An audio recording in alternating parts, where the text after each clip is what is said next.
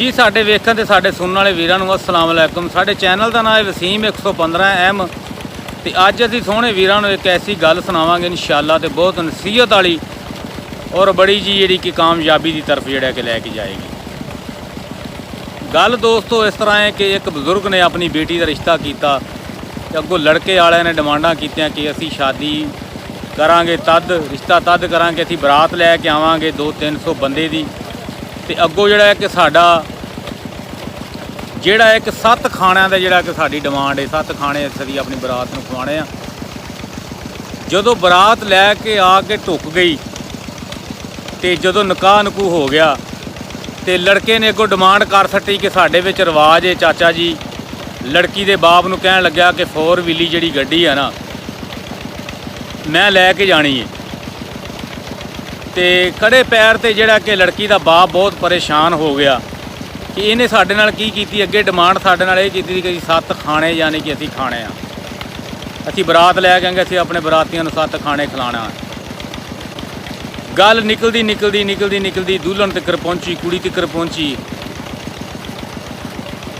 कुड़ी ने अपने बाप नूं जदों बुलवाया अपने कोल ते उहने पुछया कुड़ी ने आदे प्यो कोलों कि किवें अब्बा जी तुसीं परेशान क्यों। कुड़ी दे बाप ने कहा कि बेटा आ गल है कि जिहड़ा अपना दूल्हा अपना प्राहुणा है कि जिहड़ा ना अपनी 4 वाली जिहड़ी गड्डी है ना ये मंगदा है। उन्हें आख्या अब्बू तुसीं परेशान ना हो। कुड़ी कहण लगी जाके स्टैंड ते गड्डी लैके आओ किराए ते और ड्राइवर भी नाल लैके आना गड्डी भी बिल्कुल 0 मीटर होनी चाहिए है। कुड़ी दा बाप कहण लग्या पुत्र फिर की होएगा हुण तुसीं अब्बू जी एक बारी गड्डी लैके तो गड्डी लैके नवीं आउणी कि जिन्होंने एक बारी नंबर भी ना लगा होवे। वो जाके बाप टुरया गया जाके ड्राइवर समेत गड्डी लैके आ गया। मैं अपने सहुरिਆਂ ਦੇ घर जाना ना तो इसे गड्डी ते जाना कि जिहड़ी मेरे कोल आ। दूल्हा कहण लग्या ठीक हो गया। दुल्हन ने आख्या कि मैं तेरी गड्डी 'च नहीं बहना भावें तेरी गड्डी सिंगारी है फुल्लां नाल या जिवें भी है। लेकिन वो चली गई। सस दे बूहे दे कोल जदों उतरन लगी तो दुल्हन का एक पैर कार तो थल्ले तो एक उत्ते ते दुल्हन की सस पुछण लगी कि की गल है बेटा अपना दूसरा पैर क्यों नहीं थल्ले ला रही। दुल्हन नहीं बोली। दूल्हे ने भी बोलिया कि की होया जी तुसी दूसरा पैर थल्ले क्यों नहीं ला रहे। तो दुल्हन ने आख्या कि साडे विच भी एक माँ जी रिवाज है आदि सस नूं कहण लगी। उन्हें आख्या की रिवाज है तुहाडे विच। उन्हें आख्या जी साडे विच रिवाज है असीं अपनी धीआं भैणां दी शादी करिए ना साडी दुल्हन नूं सोने की जुत्ती पवाई जाए तो तद जाके दूसरा पैर लाएगी। वो कहण लगी धीए असीं हुण खड़े पैर ते सोने की जुत्ती कित्थों लियाईए। उन्हें आख्या जी ये तुहाडे ते डिपेंड करदा है लिया सकदे जे सोने की जुत्ती तां ठीक है दूसरा पैर थल्ले लगेगा यानी कि घर तुहाडे अंटर होवांगी मैं जे नहीं लिया सकदे तां भी तुहाडी मर्जी। उन्हें आख्या जी असीं इन्नी जल्दी ना तो इंतजाम किया तुसीं सानूं दसना सी। कुड़ी दी सस कहण लगी कि तुसीं सानूं दसना सी। फिर कुड़ी ने बोलिया कि तुसीं किहड़ा सानूं दस्सिया सी कि 4 व्हीली गड्डी। मेरा बाप गरीब हो के तुहाडे बेटे की फरमाइश पूरी की ते गड्डी 4 व्हील लैके दित्ती मेरे बाप ने। तो हुण मेरी भी एक फरमाइश है साडे विच भी रिवाज है कि दुल्हन नूं सोने की जुत्ती पवाई जाए तो मैं तुहाडे घर अंटर होवांगी।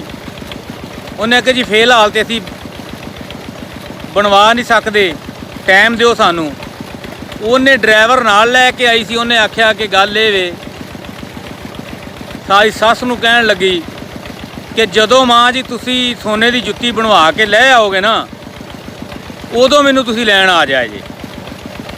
तो लड़की ने आख्या ड्राइवर नूं चल ड्राइवर मोड़ गड्डी चलीए वापस ये जदों हुण सोने की जुत्ती लिआणगे तो फिर ही आपां वापस चलांगे। तो गल करन दा मतलब दोस्तों ये कि कुड़ी एक पढ़ी लिखी सी खानदानी सी उन्हें अपने बाप की इज्जत रखी। और दूसरी इस गल दे विच नसीहत है दोस्तों कि जिहड़ा किड्डा वड्डा सबक दे गई है। उन्हें आख्या जिहड़ियां हुणे नाल इवें गुफिया डिमांडां ने अचानक वालियां ते गांह रिश्तेदारी अपनी जिंदगी किस तरह बसर होएगी। उन्हें ड्राइवर नूं नाल लिया तो वापस आ गया आके बाप नूं कहंदी कि लो अब्बू जी कि तुसीं अमना मान जिहड़ा इहदा ड्राइवर का किराया बनदा है गड्डी का ये तुसीं दिओ इन्हां नूं ये अपने जाण। मैं भी उन्होंने डिमांड कर रहा ही कोई ना कोई। उन्हें कहा बेटा तू गलत किया। उन्हें कहा नहीं अबू जी ये जिंदगी बसर होनी ही नहीं सी। ਮੈਂ ਵੀ ਉਹਨਾਂ ਨੂੰ ਇੱਕ ਗੱਲ ਕੀਤੀ ਆ, ਜਿਹੜਾ ਕਿ ਉਹਨਾਂ ਨੂੰ ਸੋਨੇ ਦੀ ਜੁੱਤੀ ਕੀ, ਮੈਂ ਕਿਹਾ ਜੀ ਸਾਡੇ ਵਿੱਚ ਵੀ ਰਿਵਾਜ ਹੈ ਸੋਨੇ ਦੀ ਜੁੱਤੀ ਦਾ, ਤੁਸੀਂ ਦਿਓਗੇ ਤੇ ਵਸਾਂਗੇ। ਗੱਲ ਸਾਡੀ ਦੋਸਤੋ ਤੁਹਾਨੂੰ ਅੱਛੀ ਲੱਗੀ ਏ ਤੇ ਸਾਡੇ ਚੈਨਲ ਨੂੰ ਸਬਸਕ੍ਰਾਈਬ ਕਰੋ ਤੇ ਲਾਈਕ ਕਰੋ ਤੇ ਸ਼ੇਅਰ ਕਰੋ। ਖੁਦਾ ਹਾਫਿਜ਼।